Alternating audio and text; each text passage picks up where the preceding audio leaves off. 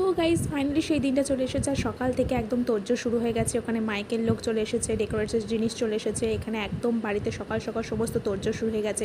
বাড়িতে কিছু গেস্ট আসবে, ওই জন্য কিছু খাওয়া দাওয়ার আয়োজন ছিল। এদিকে দেখো মা মটর ভিজে দিয়ে দিয়েছে, আর পনির কাটা আছে। কিন্তু মাঝখানে একটুখানি বৃষ্টি হচ্ছিলো, বাট থ্যাংক গড বিকেলে দিয়ে কোনো বৃষ্টি হয়নি, কারণ বৃষ্টি হলে একটু প্ল্যানটা অন্যরকম হয়ে যায় না, অনেক খাবার অ্যারেঞ্জ করা হয়, অনেকে আসতে পারে না।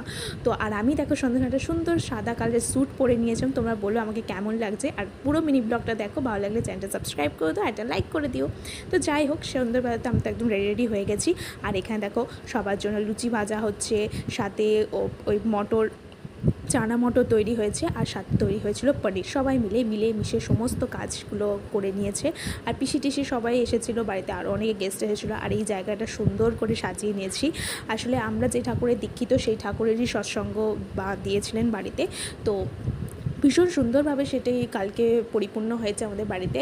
আর খুব ভালোভাবে দেখো জায়গাটা সাজিয়ে নিচ্ছি, সবাই মিলেমিশে করেছি। আর সন্ধ্যের সময় আস্তে আস্তে সমস্ত লোক চলে এসেছে, এখানে সৎসঙ্গ শুরুও হয়ে গেছে। আর দেখো এখানে লুচি, তারপরে ছিল চানা মশলা, আর ছিল তোমার হচ্ছে পনির বাটার মশলা। তো এভাবেই পুরো দিনটা গেল। তো thanks for watching, please subscribe my